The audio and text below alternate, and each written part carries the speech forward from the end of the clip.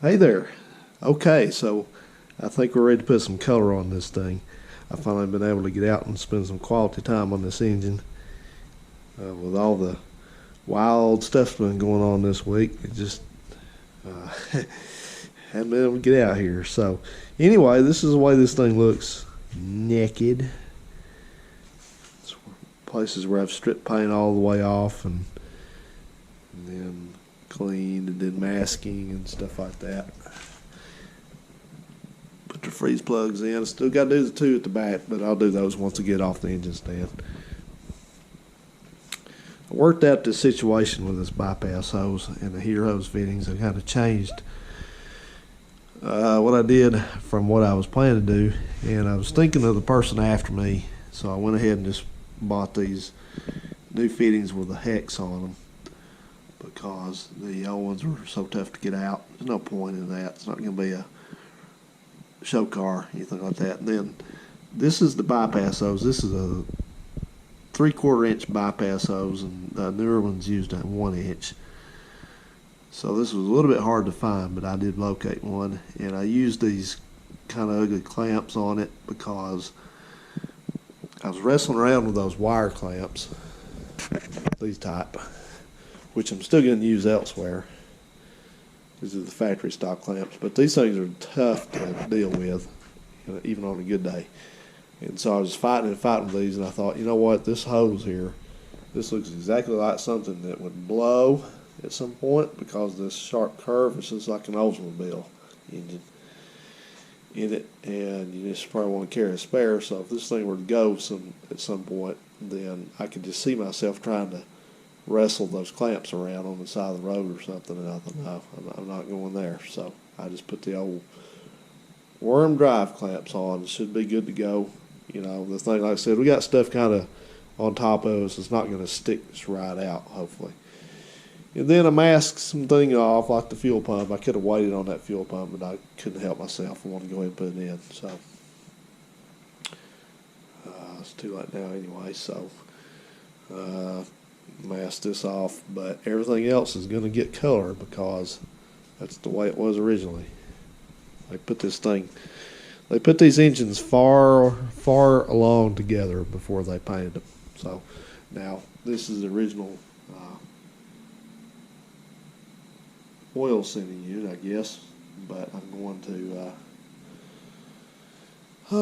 replace that. I have a replacement for it, so I'm not worried about painting it. Same with the spark plugs. The spark plugs are not the originals, but they are some kind of auto light plugs, and they're mismatched and stuff. So I'm not going to use those, so I don't mind to paint over them. So enough yakking. When I bring you back, I'll have this thing painted. See what it looks like. And just like that, it's painted. Okay, so it's been actually about a week or so since I painted this engine, but it's done. It's dry. It's cured. And it is red. It was painted exactly the way that the old engine was painted. So everything that you see was red on here, or everything you see that is red was red originally. So painted all this stuff red because it was red. I've seen these that are black, and you see people put these back on and they don't paint them, but this one was painted. I have my old sending unit still in there. I'm going to replace that. That one was not painted. Everything else was painted. The fuel pump was not painted. This hose, I got that worked out.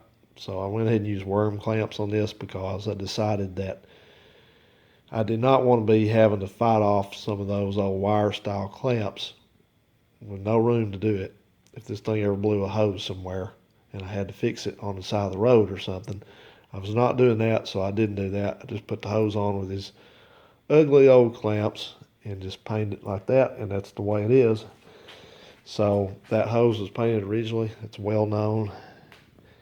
The whole thing here was painted red. So it looks good. Nice and clean. Like I said, I just hope it holds its fluids. There's a lot of sealing to do on this engine, man.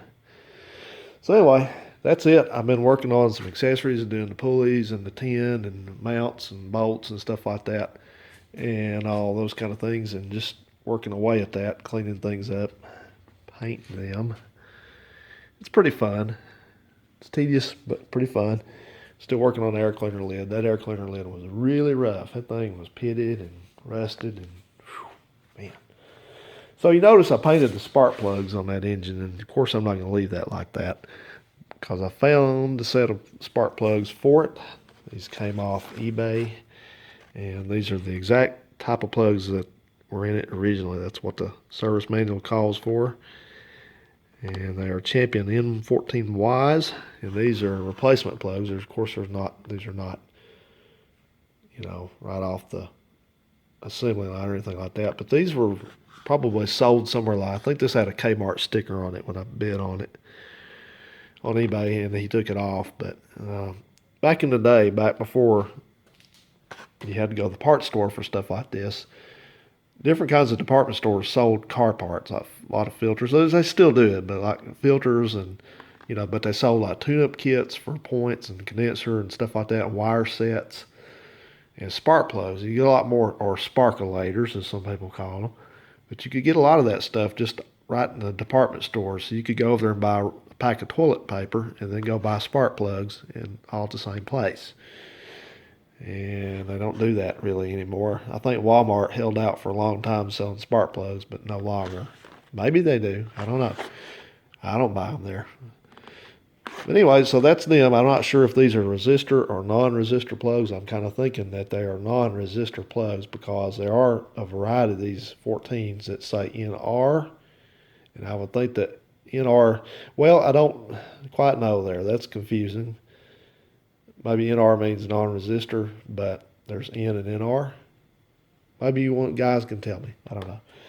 And I've been working on the distributor also. This is a highly interesting subject to a lot of people. I know that there's going to be people demanding to me make another distributor video. I'll try.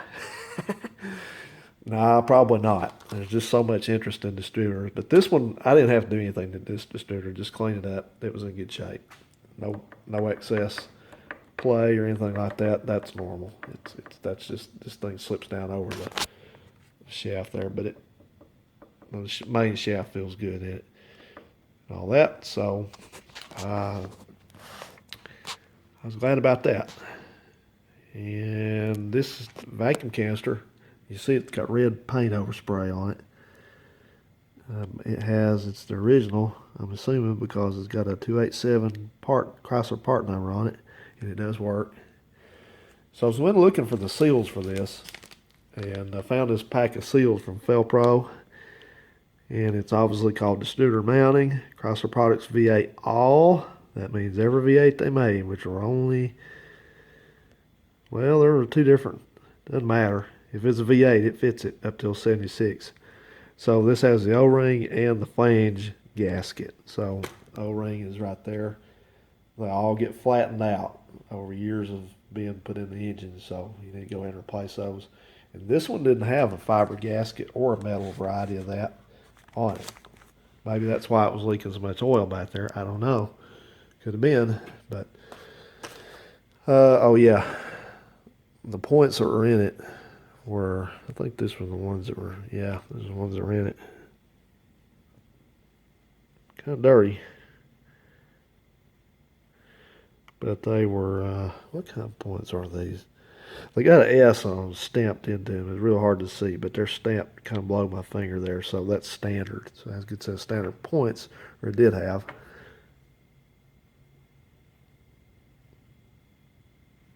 It says made in USA. How about that? But what was interesting, this is a condenser. And this condenser evidently, see if I can get this phone to do a little bit better here. Come on, come on.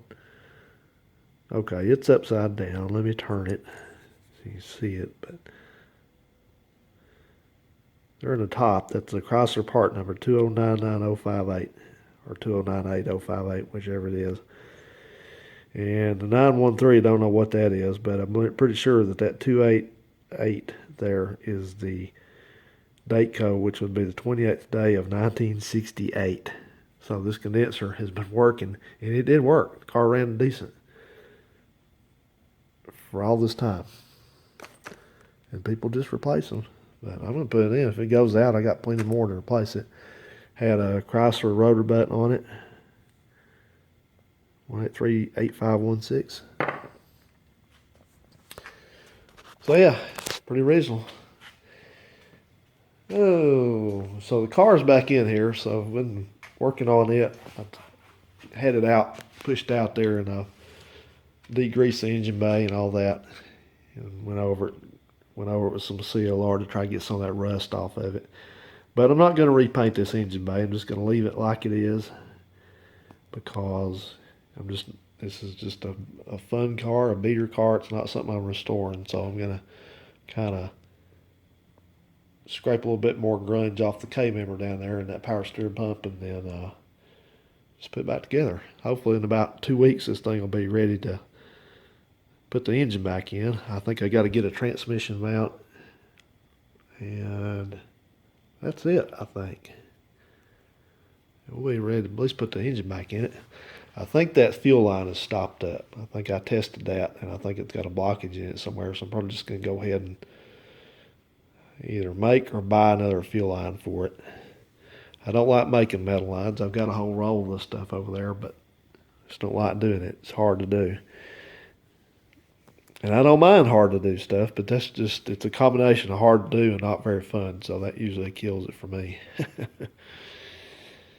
But I did want to mention also that we're almost to the 53rd anniversary of Larry signing this car with a magic marker 12/9 of 1968. So evidently that was, I'm not sure why he would have done that. I don't know whether it's because he did the, when they sell a car and they do the pre-sale, pre-delivering thing that they do, where they check the oil and all the fluids and make sure it's vacuumed out and whatever they did back then. I don't know if he was just so proud of that he did that on this car that he had to put his name on it, but I'm glad, if you're Larry and you remember doing that, let me know. So anyway, we're just going to leave all the old stickers still on it. I think it's maybe missing one. No, I guess not. That's for antifreeze, and that's something else for the antifreeze, I think. They were pretty concerned about the antifreeze, but okay, guys, that's about it. Just a lot of grunt work on this thing, and just picking away at it. Let's kind of try to keep this thing, make it last me through the winter, which it probably will anyway. But I guess I should say I'm hustling along with it, but it's probably going to end up taking me till warm weather to get this thing all fixed, because I think kind of the way that it's going to go is I'm going to get the engine back in it and get it running on its own, make sure it's going to do what it needs to do in that department, and then I'm going to start working on this rear end back here. And some people have said that you could probably pull this out, but I don't know about that. I think it's folded up a little bit too hard to do that. So anyway, I have a road trip planned next weekend, I think, if everything comes together, and it's going to be another project, I think. At some point, it's not a car or a truck, it's not anything motorized, but it's something I've been needing for a while. So somebody has hooked me up with it. So I'll make a video on that, of course. So until then, thanks for hanging out with me and putting these old cars back together. Have a good one.